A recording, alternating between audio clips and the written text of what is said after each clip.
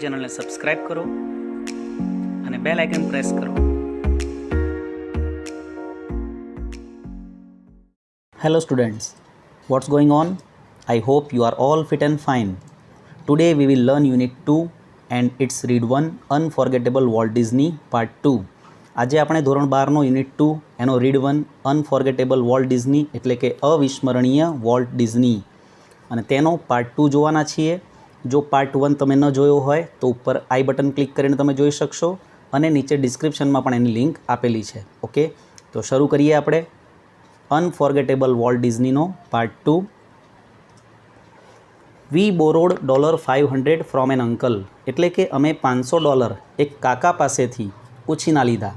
And Walt started a cartoon series અને વોલ્ટે શરૂ કરી એક કાર્ટૂન શ્રેણી called Alice in cartoon land, જેનું નામ હતું એલિસ ઇન કાર્ટૂન લેન્ડ. એવી એક નવી શ્રેણી વોલ્ટે શરૂ કરી. ઇટ વોઝ ટફ ગોઈંગ, તે ખૂબ જ મુશ્કેલીપૂર્વક આગળ વધી રહી હતી, એટલે કે લોકોને ઓછી પસંદ આવી રહી હતી. Walt did all the animation, બધું જ એનિમેશન વોલ્ટ કરતો હતો. And I cranked the old fashioned camera, અને હું એક જૂના જમાનાનો ઓલ્ડ ફેશન કેમેરો ચલાવતો હતો. The Alice cartoons didn't make much of a flash, એનો મતલબ થાય છે કે એલિસનું જે કાર્ટૂન બનાવ્યું વોલ્ટે didn't make much of a splash એટલે કે કંઈ ખાસ ધાડ ન મારી તેણે, એટલું બધું કંઈ ખાસ ઉકાળ્યું નહીં. So Walt started a new series, તેથી વોલ્ટે શરૂ કરી એક નવી શ્રેણી called Oswald the rabbit. Oswald the rabbit એક સસલાની, ઓસ્વાલ્ડ નામના એક સસલાની એક નવી શ્રેણી વોલ્ટે શરૂ કરી. ઓસ્વાલ્ડ ડીડ બેટર, ઓસ્વાલ્ડ સારી ચાલી. બટ વેન વોલ્ટ વેન્ટ, પરંતુ જ્યારે વોલ્ટ ગયો ટુ અવર ન્યૂયોર્ક ડિસ્ટ્રીબ્યુટર, અમારા ન્યૂયોર્કના ડિસ્ટ્રીબ્યુટર પાસે એટલે કે વિતરક પાસે, ફોર મોર મની, વધુ પૈસા માટે, હી રેન ઇન ટુ ટ્રબલ, ત્યારે એ ભાઈ મુશ્કેલીમાં મુકાઈ ગયો, વોલ્ટ મુશ્કેલીમાં મુકાઈ ગયો. જોઈએ આ પેરેગ્રાફ પરથી આપણો સવાલ નંબર નેક્સ્ટ, સવાલ number 17. Which two series are mentioned in this text, એટલે કે કઈ બે શ્રેણીનો ઉલ્લેખ આ ફકરામાં કરવામાં આવ્યો છે. તો આ ફકરામાં તમે જોયું મિત્રો, સેકન્ડ લાઇનમાં આપેલું છે એલિસ ઇન કાર્ટૂન લેન્ડ અને લાસ્ટ સેકન્ડ લાઇનમાં આપેલું છે ઓસ્વાલ્ડ ધ રેબિટ. તો આ બે શ્રેણીનો ઉલ્લેખ અહીં કરવામાં આવેલો છે. તો આન્સર લખીશું આપણે. The two series mentioned in this text are, the two series mentioned in this text are એટલે કે આ ફકરામાં ઉલ્લેખ કરવામાં આવેલી બે શ્રેણી છે Alice in cartoon land and Oswald the rabbit. Okay, next question number 18. Why had Walt to start the series Oswald the rabbit? Why એટલે શા માટે, હેડ વોલ્ટ ટુ સ્ટાર્ટ વોલ્ટે શરૂ કરવી પડી the series Oswald the rabbit, Oswald the rabbit નામની નવી શ્રેણી શા માટે વોલ્ટે શરૂ કરવી પડી? તો એનું કારણ હતું કે એલિસ કાર્ટૂન જે હતું એ બરાબર ચાલ્યું નહીં, એને કંઈ ખાસ ધાડ ન મારી એટલા માટે. બરાબર, તો આન્સર લખીશું. Walt had to start the series Oswald the rabbit. હેડને આપણે પાછળ લઈ જઈશું, વોલ્ટને કર્તાના સ્થાને આગળ મૂકીશું.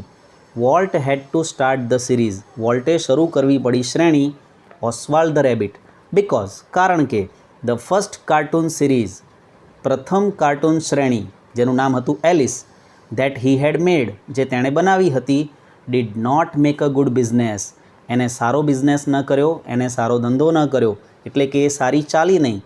એટલા માટે એલિસ કાર્ટૂનને બંધ કરીને તેને નવી શ્રેણી શરૂ કરવી પડી જેનું નામ હતું ઓસ્વાલ્ડ ધ રેબિટ. ઓકે, ત્યારબાદ next paragraph. What kind of deal did you make kid? I asked. Roy ડિઝનીએ વોલ્ટને પૂછ્યું કે વોટ કાઇન્ડ ઓફ એટલે કેવા પ્રકારની, ડીલ એટલે કે સોદો, કેવા પ્રકારનો સોદો, ડીડ યુ મેક કિડ, ભાઈ તે કેવા પ્રકારનો સોદો કર્યો છે, શું વાતચીત કરીને આવ્યો તું ડિસ્ટ્રીબ્યુટર પાસે? તો વોલ્ટે કહ્યું વી હેવન્ટ ગોટ અ ડીલ, આપણો સોદો થયો નથી. વોલ્ટ એડમિટેડ, વોલ્ટે સ્વીકાર્યું. ધ ડિસ્ટ્રીબ્યુટર કોપીરાઇટેડ, વોલ્ટે કહ્યું કે આપણો જે વિતરક છે ડિસ્ટ્રીબ્યુટર ન્યૂયોર્કનો, કોપીરાઇટેડ, એણે માલિકીના હકો લઈ લીધા છે ઓસ્વાલ્ડના માલિકીના હકો એ વિતરકે લઈ લીધા છે, એને ચીટિંગ કરી છે. And he is taking over the series himself, અને હવે એ સિરીઝને તેને પોતાની કરી લીધી છે, તેના ઉપર હક જમાવી દીધો છે. ટેક ઓવર કરવું એટલે કે પોતાનો હક જમાવી દેવો. એ સિરીઝ પર, એ શ્રેણી ઉપર, બરાબર. સ્ટ્રેન્જલી એટલે કે વિસ્મયકારક રીતે. Walt did not seem downhearted. Walt ના હિંમત નહોતો દેખાતો, જાણે હિંમત હારી ગયો હોય એવું નહોતું દેખાતું. એણે કહ્યું, we are going to start a new series. Volt બોલ્યો કે આપણે એક નવી શ્રેણી શરૂ કરવા જઈ રહ્યા છીએ. હી ઇન્થ્યુઝડ, તેણે ઉત્સાહપૂર્વક કહ્યું કે આપણે એક નવી શ્રેણી શરૂ કરવા જઈ રહ્યા છીએ. ઇટ્સ અબાઉટ અ માઉસ, તે એક ઉંદર વિશે છે. એન્ડ ધીસ ટાઈમ, અને આ વખતે, we will on the mouse, આ ઉંદરને તો આપણે પોતાનું કરી લઈશું. તો આ પેરેગ્રાફ પરથી આપણો સવાલ નંબર 19 છે. What wrong went with Walt's cartoon Oswald. વોલ્ટના કાર્ટૂન ઓસ્વાલ્ડ સાથે શું ખોટું થયું? તો એનો જવાબ છે ધ ડિસ્ટ્રીબ્યુટર કોપીરાઇટેડ ઓસ્વાલ્ડ. જે વિતરક હતો ન્યૂયોર્કનો, તેણે બધા માલિકીના હકો ઓસ્વાલ્ડના લઈ લીધા. And took over the series himself, અને એ શ્રેણીને તેને પોતાની કરી લીધી. So Walt had to wash his hands, તેથી વોલ્ટે પોતાના હાથ ધોઈ નાખવા પડ્યા. ઓફ હિઝ ઓસ્વાલ્ડ, તેની જે શ્રેણી હતી ઓસ્વાલ્ડ, એ શ્રેણીથી તેણે પોતાના હાથ ધોઈ નાખવા પડ્યા, એટલે કે એ શ્રેણીને તેને જતી કરવી પડી. બરાબર મિત્રો. ત્યારબાદ next number 20. What was Walt's next planning. વોલ્ટનું એને આગળનું શું આયોજન હતું? વિધાઉટ બિંગ ડાઉન હાર્ટેડ, હિંમત હાર્યા વગર વોલ્ટનું આગળનું આયોજન શું હતું? તો એનો આન્સર છે વિધાઉટ બિંગ ડિસહાર્ટન્ડ વિથ ઓસ્વાલ્ડ ગોન, એટલે કે ઓસ્વાલ્ડ શ્રેણી હાથમાંથી જતી રહી એનાથી હિંમત હાર્યા વગર વોલ્ટ ડિસાઇડેડ, વોલ્ટે નક્કી કર્યું to start a new series about a mouse, એક ઉંદર વિશેની નવી શ્રેણી શરૂ કરવાનું વોલ્ટે નક્કી કર્યું. And now he would on it, અને હવે તે તેને પોતાનું કરી લેશે. ફોર હિમસેલ્ફ, પોતાની જાત માટે. હવે તે આ ઉંદરને પોતાના હાથમાંથી નહીં જવા દે. બરાબર. આ પ્રમાણે તેને આયોજન કર્યું છે. આગળ વધીએ મિત્રો. Next paragraph. The rest is a history, અને બાકીનો તો ઇતિહાસ છે. આપણે બધા જાણીએ જ છીએ કે તેણે જે ઉંદરનું સર્જન કર્યું, જેને આપણે મિકી માઉસના નામથી ઓળખીએ છીએ, તેણે તો ઇતિહાસ સર્જી દીધો છે. The rest is a history, બાકીનો ઇતિહાસ છે. વોલ્ટ્સ માઉસ મિકી, વોલ્ટનું ઉંદર મિકી, તેણે સેલિબ્રેટેડ હિઝ 14th બર્થડે, તેણે તેનો 40મો જન્મદિવસ ઉજવ્યો. ઇન 1968, 1968માં મિકી માઉસે તેનો 40મો જન્મદિવસ ઉજવ્યો. And happy 14th it was, અને તે 40મો જન્મદિવસ ખૂબ જ ખુશીનો દિવસ હતો. કેવી રીતે ખુશીનો દિવસ હતો?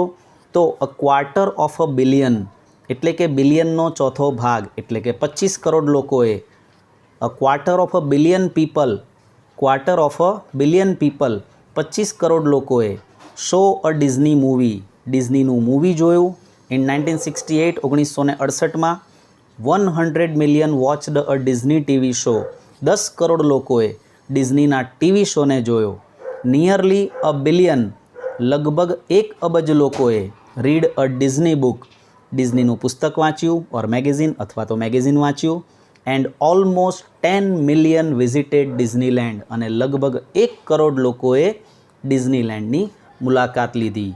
તો આટલો બધો સાથ સહકાર લોકોનો મળ્યો, લોકો એને પસંદ કરવા લાગ્યા મિકીને. બરાબર. એટલા માટે ખુશીનો જ દિવસ કહેવાય એનો 40મો જન્મદિવસ. એન્ડ મિકી, અને Mickey, as volt use to say, use to એટલે ટેવાયેલું હોવું, અને મિકી જેમ વોલ્ટ કહેવા ટેવાયેલો હતો, સ્ટાર્ટેડ ઇટ ઓલ, આ બધી શરૂઆત કોના કારણે થઈ? વોલ્ટ કહેતો હતો કે આ બધી શરૂઆત આ મિકીએ કરી. બરાબર. એના પરથી આપણો પ્રશ્ન જોઈએ. Number 21. How was the 14th birthday of Mickey a happy day. મિકીનો 40મો જન્મદિવસ કેવી રીતે એક ખુશીનો દિવસ હતો? તો આન્સર છે the 40th birthday of Mickey, મિકીનો 40મો જન્મદિવસ ઇન 1968, 1968માં વોઝ અ હેપી ડે, તે એક ખુશીનો દિવસ હતો. બિકોઝ ઓન ધેટ ડે, કારણ કે તે દિવસે a quarter of a billion people, 25 crore લોકોએ સો અ ડિઝની મૂવી, ડિઝનીનું મૂવી જોયું. 100 મિલિયન વોચડ અ ડિઝની ટીવી શો, એટલે કે 10 કરોડ લોકોએ ડિઝનીનો ટીવી શો જોયો. નિયરલી અ બિલિયન, એટલે કે લગભગ 1 અબજ લોકોએ, નિયરલી એટલે લગભગ, આશરે 1 અબજ લોકોએ read a Disney book or magazine, ડિઝનીનું પુસ્તક અથવા તો મેગેઝિન વાંચ્યું. And almost 10 million visited Disneyland, અને લગભગ 1 કરોડ લોકોએ ડિઝનીલેન્ડની મુલાકાત લીધી. તો આ એની પ્રગતિ કહી શકાય. બરાબર, એટલા માટે એ 40મો જન્મદિવસ ખૂબ જ ખુશીનો દિવસ હતો. આગળ વધીએ. Number 22, in what different ways was the production of Walt enjoyed? In what different way, કઈ જુદી જુદી રીતે, કઈ અલગ અલગ રીતે, કઈ વિવિધ રીતે was the production of Walt enjoy? વોલ્ટનું જે પ્રોડક્શન છે, વોલ્ટની જે ઉત્પાદિત પેદાશ છે, એનું જે ઉત્પાદન છે તે કેવી રીતે માણવામાં આવે છે લોકો દ્વારા? તો એનો આન્સર આપીએ આપણે. ધ પ્રોડક્શન ઓફ વોલ્ટ એટલે કે વોલ્ટની ઉત્પાદિત પેદાશ, I.E. લખ્યું છે જેનો મતલબ થાય છે ઇડ ઇસ્ટ એટલે કે એનો મતલબ થાય છે એટલે કે. ધ પ્રોડક્શન ઓફ વોલ્ટ, વોલ્ટનું ઉત્પાદન, વોલ્ટની પેદાશ એટલે કે Disney along with it's mouse Mickey એટલે કે મિકીની સાથે ડિઝનીના જેટલા પણ ઉત્પાદનો છે એ બધા વોઝ એન્જોયડ એને માણવામાં આવ્યા બાય પીપલ લોકો દ્વારા ઇન મેની ડિફરન્ટ વેઝ ઘણી અલગ અલગ રીતે લોકો દ્વારા મિકી અને તેની સાથે ડિઝનીના જેટલા પણ પ્રોડક્શન છે એ બધાને માણવામાં આવ્યા. ધે સો ધ મૂવી, તેઓએ મૂવી જોયું, તેઓએ એટલે કે લોકોએ મૂવી જોઈ, ફિલ્મ જોઈ. વોચડ ધ ટીવી શો, તેનો ટીવી શો પસંદ કર્યો. Read the book or magazine, પુસ્તક અથવા તો મેગેઝિન પણ વાંચ્યું. એન્ડ વિઝિટેડ ડિઝનીલેન્ડ, અને ડિઝનીલેન્ડની પણ મુલાકાત લીધી છે. બરાબર. ત્યારબાદ નેક્સ્ટ પેરેગ્રાફ, આગળ વધીએ. Mickey was the only first successful product of Walt's matchless imagination and ability to make his dreams become reality. Mickey was the first successful product. Mickey હતું only the first, એકમાત્ર પહેલવહેલું successful product, સફળ પેદાશ of વોલ્ટ્સ મેચલેસ imagination, વોલ્ટની અજોડ કલ્પના શક્તિ and ability અને તેની ક્ષમતા, કેવી ક્ષમતા હતી એની? To make his dreams become reality, પોતાના સપનાઓને વાસ્તવિકતામાં ફેરવવાની તેની ક્ષમતા અને વોલ્ટની અજોડ કલ્પના શક્તિનું પ્રથમ સફળ પેદાશ ઉત્પાદન હતું આ Mickey. It was an ability, તેનામાં એક ક્ષમતા હતી.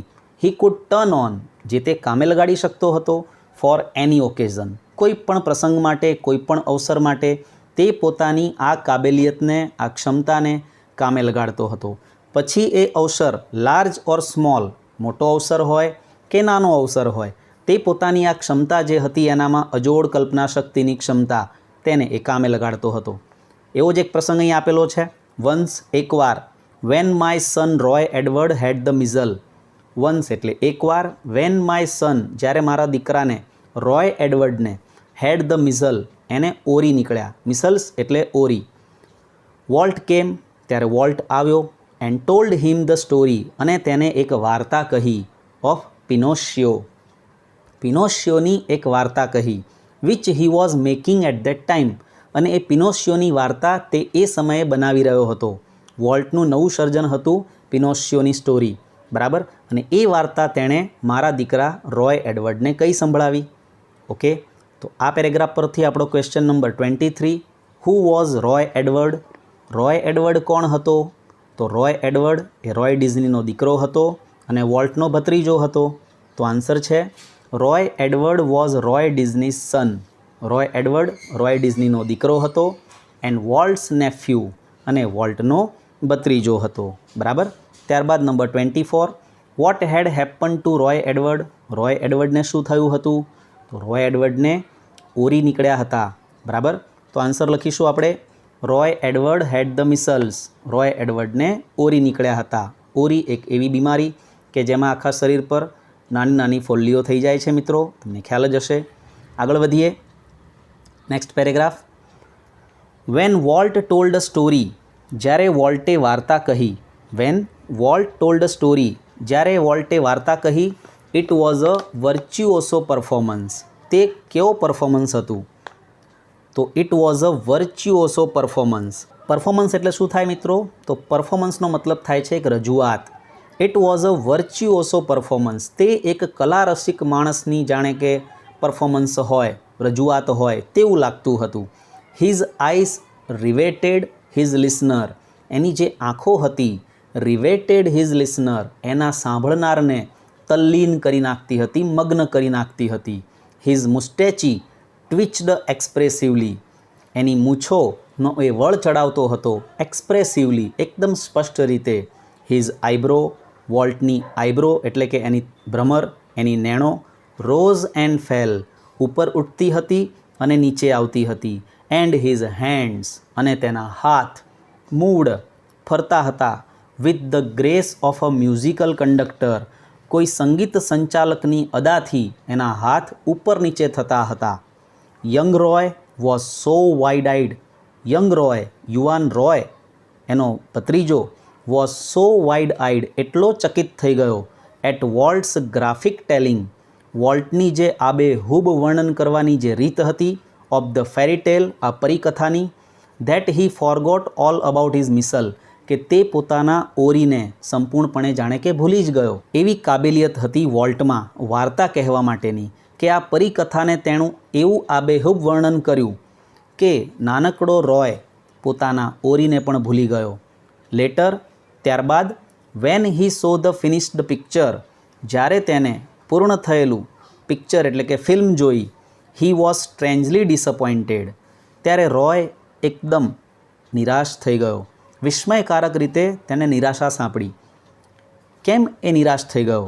તેણે કહ્યું, it didn't seem as exciting as when uncle Walt told it. તેણે કહ્યું કે તે એટલું રોમાંચક નથી લાગતું જેવું અંકલ વોલ્ટ જ્યારે કહેતા હતા, તેમણે મને જ્યારે વાર્તા કહી સંભળાવી હતી અને જેટલું રોમાંચક લાગતું હતું એટલું આ સંપૂર્ણ મૂવી કે આ સંપૂર્ણ ફિલ્મ બન્યા પછી એટલું રોમાંચક નથી લાગતું. બરાબર? એનો મતલબ કે આ ફિલ્મ કરતાં પણ અંકલ વોલ્ટ જ્યારે કહેતા હતા વાર્તા ત્યારે મને વધારે એક્સાઇટિંગ લાગ્યું હતું. ઓકે, તો પેરેગ્રાફ પરથી question number 25, why did Roy forget about measles, Roy ઓરીને કેમ ભૂલી ગયો, પોતાની તકલીફને કેમ ભૂલી ગયો? તો એનો આન્સર છે Roy forgot about measles, Roy ઓરીને ભૂલી ગયો. બિકોઝ, કારણ કે, he was ફેસિનેટેડ a lot, he was ફેસિનેટેડ એટલે કે તે મંત્રમુગ્ધ થઈ ગયો, તે આકર્ષિત થઈ ગયો, અ લોટ, પુષ્કળ, by the way of Walt's story telling, વોલ્ટની જે વાર્તા કહેવાની રીત હતી તેના દ્વારા તે એટલો બધો અભિભૂત થઈ ગયો, પ્રભાવિત થઈ ગયો, મગ્ન થઈ ગયો કે તે પોતાના ઓરીને ભૂલી ગયો, પોતાની જે તકલીફ હતી એ ભૂલી ગયો. બરાબર? ત્યારબાદ number 26, what did Roy like more, રોયને વધારે શું પસંદ આવ્યું, રોયને વધારે શું ગમ્યું? ધ ફિનિશ્ડ પિક્ચર, પૂર્ણ ફિલ્મ, ઓર વોલ્ટ સ્ટોરી ટેલિંગ, કે પછી વોલ્ટનું વાર્તા કહેવાનું વધારે પસંદ આવ્યું? તો આપણને ખબર જ છે મિત્રો કે વોલ્ટનું વાર્તા કહેવાનું રોયને વધારે ગમ્યું, સંપૂર્ણ ફિલ્મ કરતાં પણ વધારે ગમ્યું. તો આન્સર લખીશું, Roy liked Walt story telling, રોયને પસંદ આવ્યું વોલ્ટનું વાર્તા કહેવાનું, more than the finished picture, સંપૂર્ણ ફિલ્મ કરતાં તેને વોલ્ટનું વાર્તા કહેવાનું વધારે પસંદ આવ્યું. બરાબર મિત્રો? તો આ છે અનફોર્ગેટેબલ વોલ્ટ ડિઝનીનો પાર્ટ 2. પાર્ટ 3 હજી બાકી છે. નેક્સ્ટ વિડીયોમાં મળીશું આપણે. તમને વિડીયો પસંદ આવ્યો હશે મિત્રો. Have a good day. આપનો દિવસ શુભ રહે. Thank you.